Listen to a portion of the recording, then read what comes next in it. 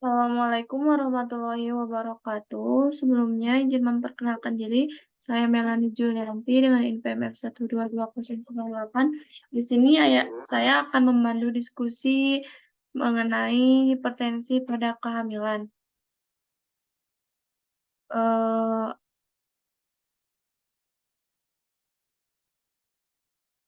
Ini kami perwakilan dari kelompok 1.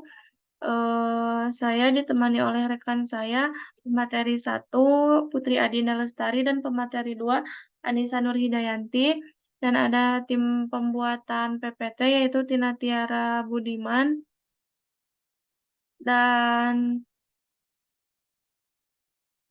pe- dan pencari materi yaitu Depi Mulyanti dan Deti Pujianti. Ada tim melakukan tindakan yaitu Nia Adia Sukmaranti, Halisa Dina, dan Melanie Julianti.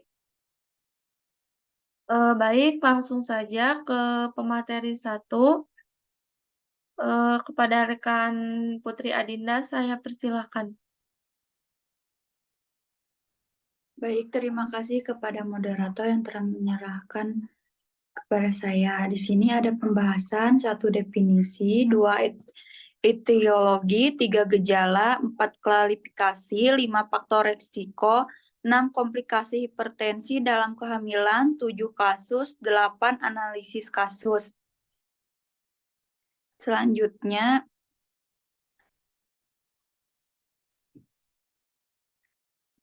di sini ada definisi.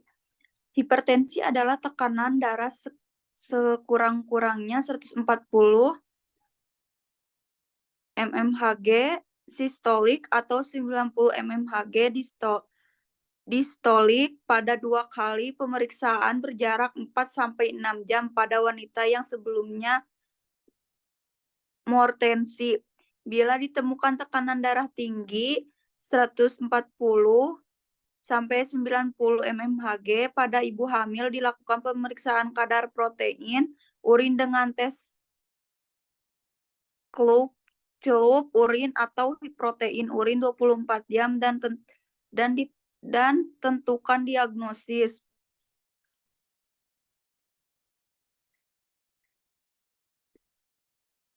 Selanjutnya ada etiologi. Etiologi hipertensi dalam kehamilan belum diketahui pasti. Hipertensi dalam kehamilan diduga timbul akibat kondisi-kondisi yang mengurangi aliran darah uteroplasenta dan insuplasensi vaskular. Hal ini termasuk hipertensi yang sudah ada sebelumnya, penyakit ginjal, diabetes mellitus,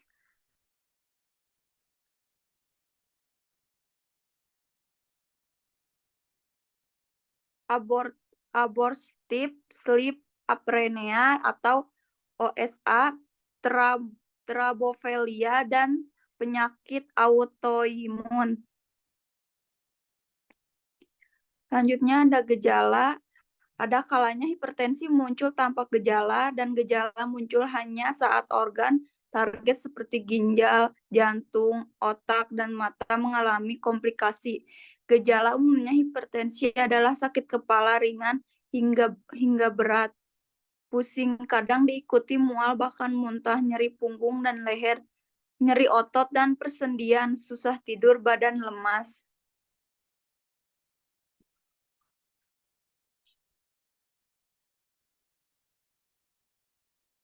Baik, selanjutnya saya serahkan kepada pemateri 2 yang akan dibacakan oleh Anissa. Baik, terima kasih kepada pemateri 1 telah memberikan waktu kepada saya untuk melanjutkan materi. Klarifikasi hipertensi dalam kehamilan. Hipertensi kronis. Hipertensi yang diketahui terjadi sebelum kehamilan atau peningkatan tekanan darah lebih dari 140/90 mmHg sebelum usia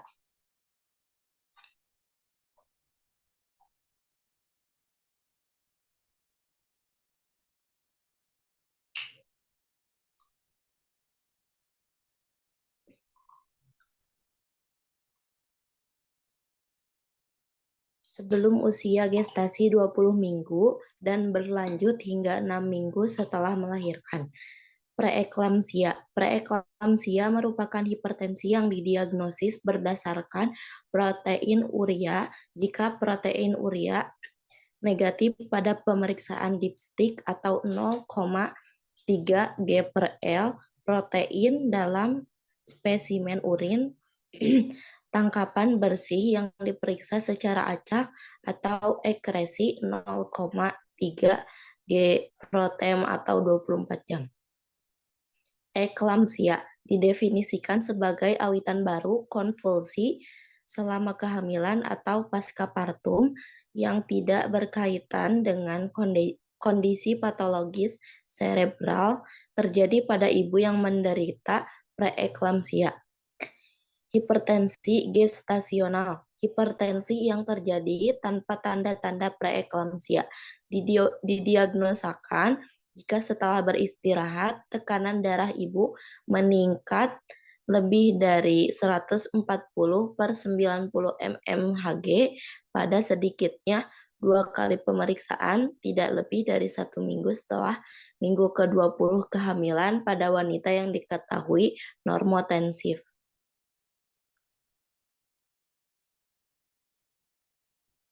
Faktor resiko hipertensi dalam kehamilan. 1. Primigravida, primipaternitas. 2. Hiperplasentosis, misalnya A. Molahidatidosa, B. Kehamilan multiple, C. Diabetes mellitus, bayi besar. 3. Usia lebih dari 35 tahun. 4. Riwayat keluarga pernah preeklamsia atau eklamsia. 5. Penyakit-penyakit ginjal dan hipertensi yang ada sebelum hamil. 6. Obesitas. Komplikasi dari hipertensi dalam kehamilan. Hipertensi sangat menentukan tingkat kematian perinatal karena dapat terjadi gangguan tumbuh kembang janin intrauterin akibat pertumbuhan plasenta yang terlalu kecil atau terjadi infark yang luas. Terjadi solusio plasenta yang melebihi sekitar 1 atau 3 luas plasenta. Penyebab utama kematian intraurin adalah terjadi suflisiensi plasenta yang menahun atau solusio plasenta, sekalipun jarang terjadi pada multipara dengan usia relatif tinggi, dapat terjadi ruptur liver yang merupakan komplikasi yang serius. Trombositopenia merupakan komplikasi hipertensi pada kehamilan yang semakin serius dan menunjukkan terjadi gangguan hematologis berikut ini. A. Aktivitas trombosit platelet akan meningkat. B. Terjadi timbunan atau gumpalan trombosit intralumen yang dapat mengurangi aliran darah dan memperparah iskemia uteroplasenta regional. C. Terjadi mikrokoagulasi darah intravaskular yang diikuti hemolisis sehingga menimbulkan peningkatan A. Skizositosis erotosit yang akan membelah. 2. Sperotitosisi eritosit berbentuk bulat. 3. Retikulotositosis sel erisit muda. 4. Hemoglobinemia. 5. Hemoglobin urea. Kasus Nyonya S berusia 30 tahun datang ke RSUD Santosa dengan keluhan nyeri kepala, hamil kurang bulan, ini kehamilan kedua dengan riwayat darah tinggi pada kehamilan sebelumnya. Sebelum masuk rumah sakit, penderita kontrol rutin kehamilannya dan didapatkan tekanan darah 140/90 mmHg. Nyonya S mempunyai riwayat hipertensi sebelumnya dan juga ada riwayat hipertensi pada keluarga.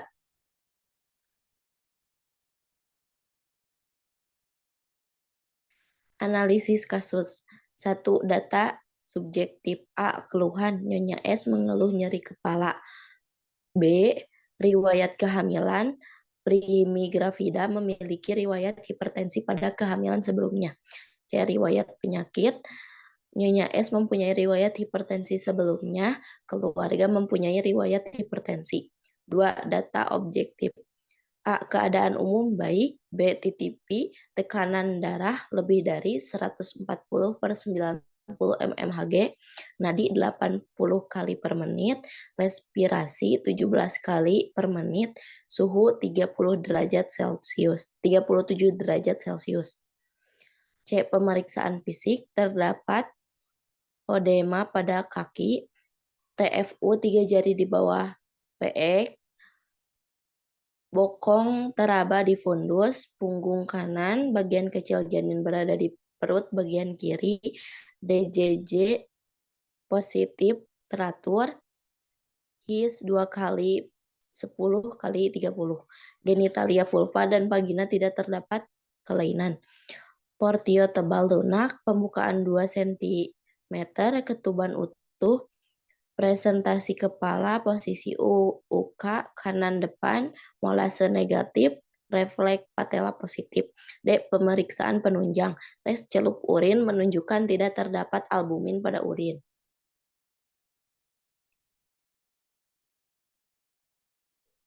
3. Analisa. Nyonya S infartu kala 1 fase laten dengan hipertensi gestasional janin tunggal hidup, presentasi kepala.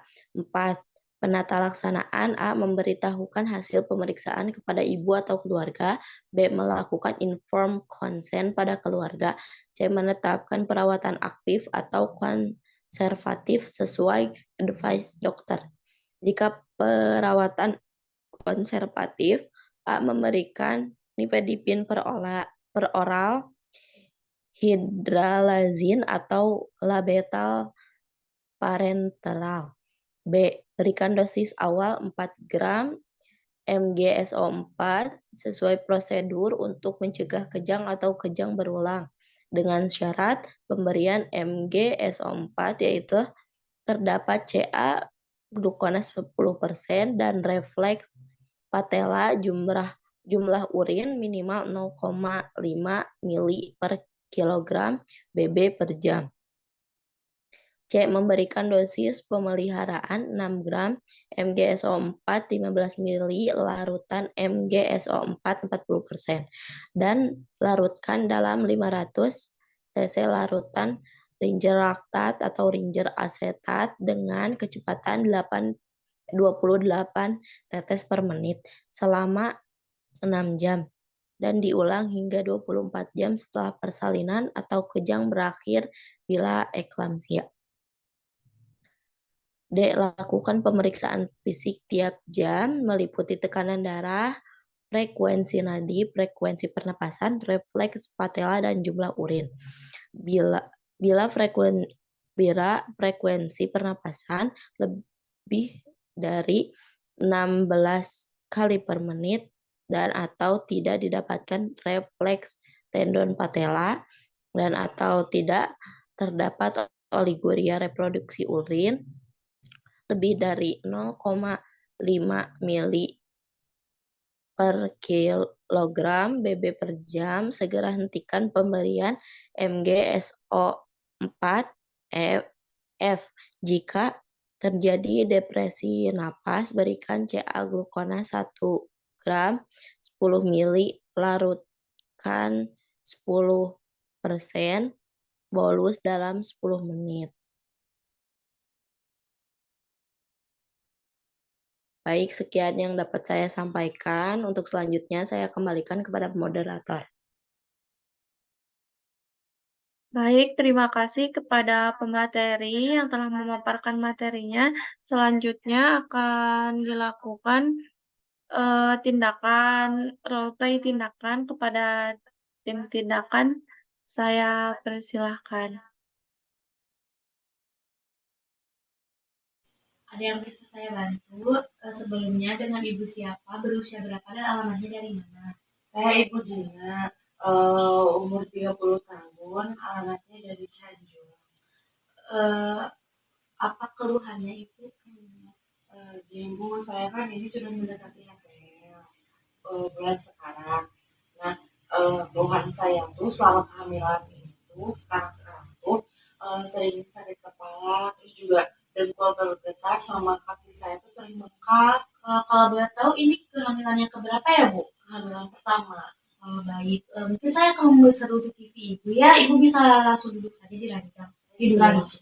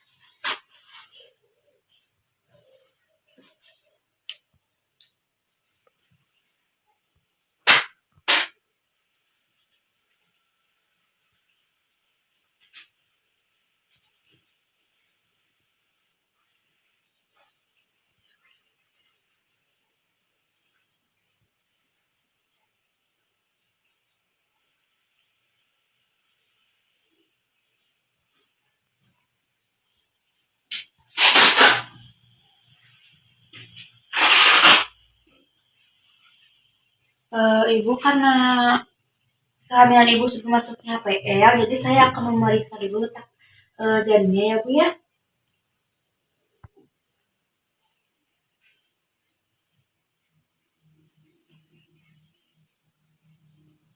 Ini kalau ditekan gini sakit ya Bu? Iya Bu sakit. Saya akan memeriksa lambung Ibu ya, saya bantu.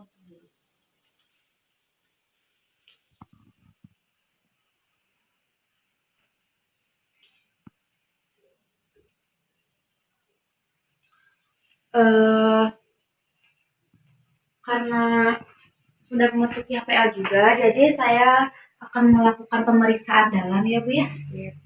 Kakinya diangkat aja.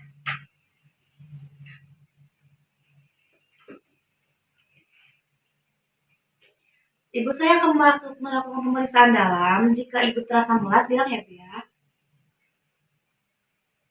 Mulas nggak Bu? Iya Bu. Sudah Bu.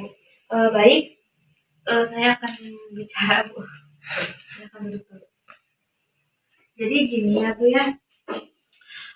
Seharusnya Ibu bisa lahiran di PNP saya, dikarenakan tekanan darah tinggi Ibu tuh 140/90, jadi saya tidak bisa untuk membantu Ibu melahirkan di PNP saya, karena itu beresiko tinggi ya Bu ya, jadi saya sarankan Ibu saya rujuk ke rumah sakit. Nanti saya antar Bu ya. Iya Bu. Nanti saya bicarakan dengan suami saya dulu. Ya, boleh. Saya antar ya Bu ya.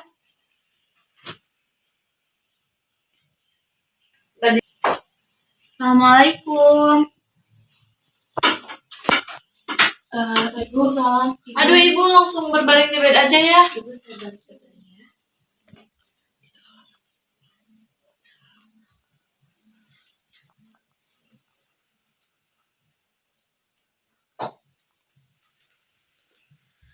Jadi begini Dok.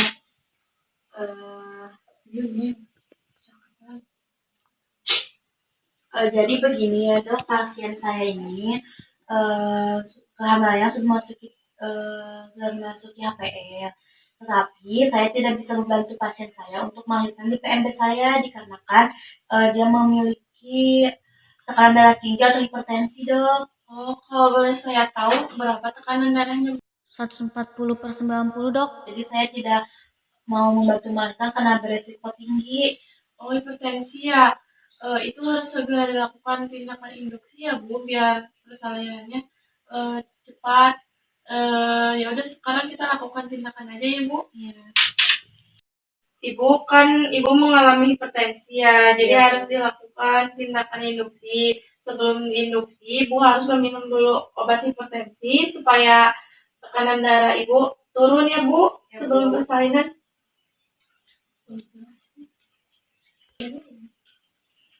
Ya udah Ibu, sekarang minum dulu obat hipertensinya ya, saya bantu.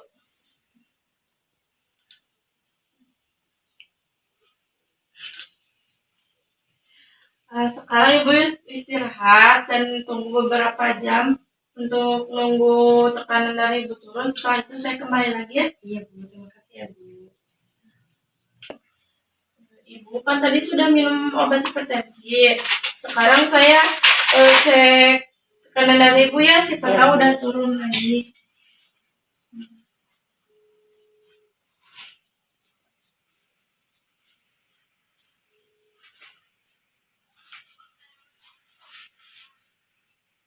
Din,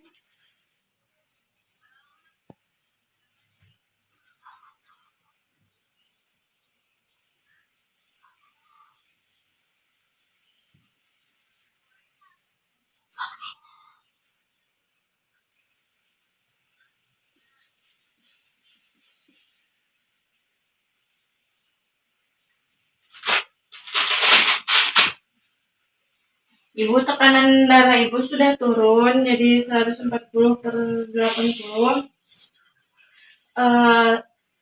Sekarang saya akan melakukan tindakan induksi ya Bu. Ibu bersedia? Insya Allah bersedia. Ya udah. Sekarang atas ini. Ibu sekarang akan melakukan tindakan induksi dan saya akan memasukkan pil ke vagina Ibu. Mungkin akan sedikit sakit. Sekarang saya lakukan ya Bu, dan mohon maaf bila kurang nyaman ya Bu. Sakit ya Bu? Iya Bu, sakit. Ya, Bu. Sudah selesai Ibu. Sekarang tinggal tunggu beberapa menit untuk menunggu pembukaan lengkap ya Ibu. Insya Allah persalinannya akan normal ya Bu. Ya Bu, amin.